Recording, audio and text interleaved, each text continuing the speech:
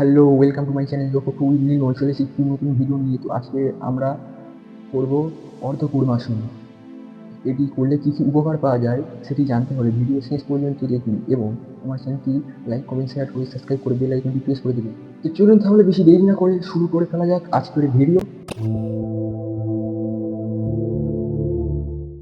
আমি খুবই দুঃখিত, আমার ছোট জায়গার জন্য আপনাদের বুঝতে অসুবিধা হচ্ছে, আমি বুঝতে পারছি সেটা, কিন্তু দেখতে থাকুন, আশা করছি বুঝতে পেরে যাবেন। প্রথমে বজ্রাসন করে নেব, তারপর দুটি হাত আস্তে আস্তে উপর দিকে তুলব শ্বাস নিতে নিতে।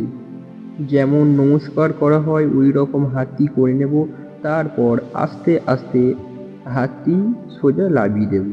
আমার জায়গা কমের জন্য আমি এই রকমভাবে করছি, আপনারা এই রকম করবেন না। দেখুন আসনটি আশা করি বুঝতে পারবেন। শ্বাস নেবেন, শ্বাস ছাড়বেন, শ্বাসরোধ একদমই করবেন না। আস্তে আস্তে শ্বাস নিতে নিতে উঠবেন, আবার শ্বাস ছাড়তে ছাড়তে লেবে পড়বেন। ব্যাস। পারলে এই আসনটি করার পর শবাসন করে নেবেন। আমি শবাসনের একটি ভিডিও দেব, শবাসন যে কতটা গুরুত্বপূর্ণ সেটা আমি সেই ভিডিওতে বলবো, দেখুন। এই আসনটি করলে কী কী উপকার পাওয়া যায় জানেন? এই আসনটি করলে অনেক উপকার পাওয়া যায়। শুনুন তাহলে আমি ১ নম্বর থেকে শুরু করছি। যাদের বদহজম হয় তারা এই আসনটি অবশ্যই করবেন, কারণ বদহজম হলে এই আসনটি করলে আস্তে আস্তে আপনারা সুস্থ হয়ে যাবেন। দ্বিতীয়ত, যাদের খিদে পায় না তারা এই আসনটি করবেন, আস্তে আস্তে আপনাদের খিদে বাড়বে।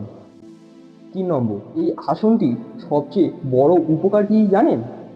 তাহলে জেনে নিন। আমাশয় রোগীরা এই আসনটি প্রতিদিন অভ্যাস করবে, তাহলে আপনাদের রোগ আরোগ্য খুব সহজ হবে। এবারের দোষ ত্রুটি এই আসনটি করলে দূর হয়ে যায় এবং পায়ের হাঁটুর এই ব্যায়ামটি খুবই ভালো।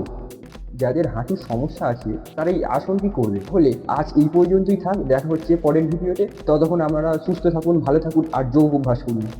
আর এখনই আমার চ্যানেলটি সাবস্ক্রাইব করে বেল আইকনটি প্রেস করে দেবেন, যাতে এই ধরনের নতুন নতুন ভিডিও ছাড়ার সাথে সাথে আপনাদের ফোনে নোটিফিকেশান ঢুকে যায়। আজকের এই পর্যন্তই, নমস্কার।